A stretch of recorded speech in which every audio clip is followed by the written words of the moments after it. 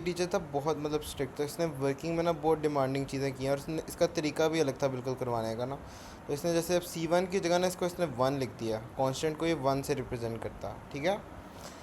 Okay, उसके अलावा बाकी जो कांस्टेंट्स है ना, और मतलब फॉर लूप तो ये log 2 ऑफ n टाइम्स ही है, लेकिन क्योंकि फॉर लूप में आपके पास एक कांस्टेंट जो है वो है इसका, ठीक है, एक कांस्टेंट है इसका, ठीक है।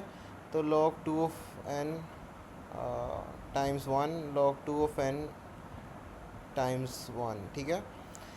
और एक कांस्टेंट है इस कंडीशन का, मतलब कंडीशन पे भी जब आप आइटरेट करोगे ना, समझ आ रही है, हर बार जब आप चलाओगे ना फॉर लूप को, तो कंडीशन ट्रू के लिए भी तो चेक होता है ना एक, तो एक उसका भी है, और ये log 2n के साथ चल रहा है, ठीक है। और क्या था, एक था आपका 1 जो था ना, जो पहले एक दफ़ा चलता है, इसमें log 2n टाइम्स 1 प्लस 1 है कि एक एक्स्ट्रा टाइम कंडीशन जब फॉल्स होती है वो भी चेक होती है। अच्छा, और यहाँ पे int I equals to n-1, ये इनिशियलाइजेशन का भी इसने एक, इसका भी एक 1 डाला हुआ वर्किंग के लिए। तो टोटल जब करें ना इन सबको हम, तो log 2 ऑफ n इसका,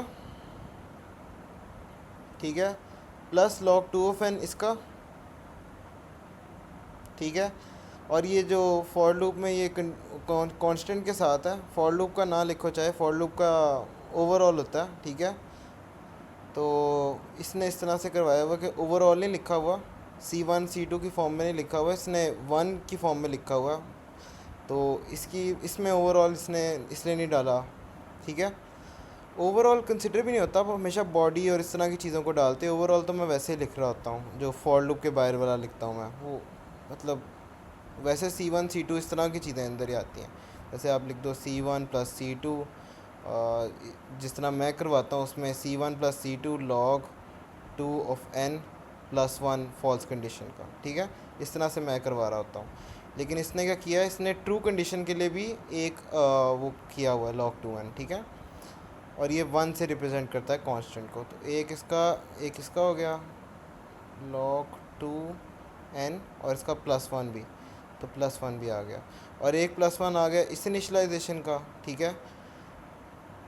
और एक प्लस 1 आ गया इस वाली इनिशलाइजेशन का, नज़र आ रही है ये वाली।